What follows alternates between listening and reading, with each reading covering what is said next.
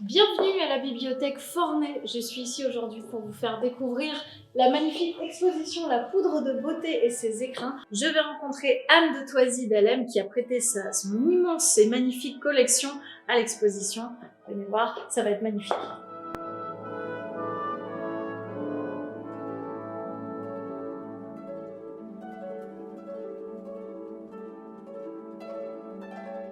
C'est une collection que j'ai commencée il y a une dizaine d'années, par hasard, parce que je suis très collectionneuse. Et donc j'ai commencé parce que j'aime beaucoup l'art déco avec deux poudriers art déco. Il y a plusieurs grandes périodes dans l'histoire de la poudre. La poudre de riz, vraiment, c'est à partir du romantisme, 1850. Avec, au départ, c'était des actrices qui utilisaient la poudre pour le théâtre.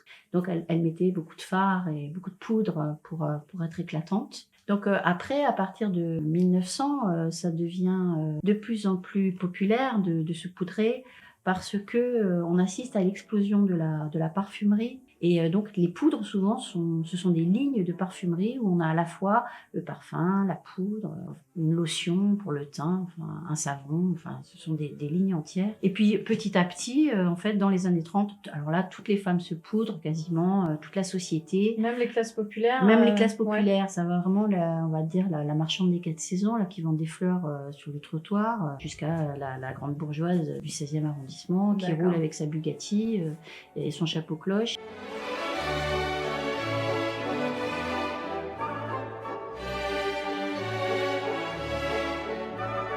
Au départ, c'était des choses qu'on mettait sur sa coiffeuse, 19e. Et petit à petit, en fait, on va arriver ce qu'on appelle en anglais le compact, donc le poudrier de sac. Et comme les femmes ont commencé beaucoup à travailler, surtout après la guerre de 14-18, où comme les hommes n'étaient pas là, elles se sont vraiment émancipées de plus en plus. Et c'est là que les poudriers deviennent le premier cadeau qu'on offre des années 30 aux années 60, c'est le poudrier. Donc on a des poudriers très très variés. On peut avoir petit poudrier de la guerre de 14 avec la photo du poilu qui l'offre à sa fiancée pour pas qu'elle l'oublie, jusqu'à des poudriers qui sont des véritables travaux de joaillerie, qui sont très raffinés avec des pierres précieuses. Voilà, on peut ouvrir le petit poudrier comme ça.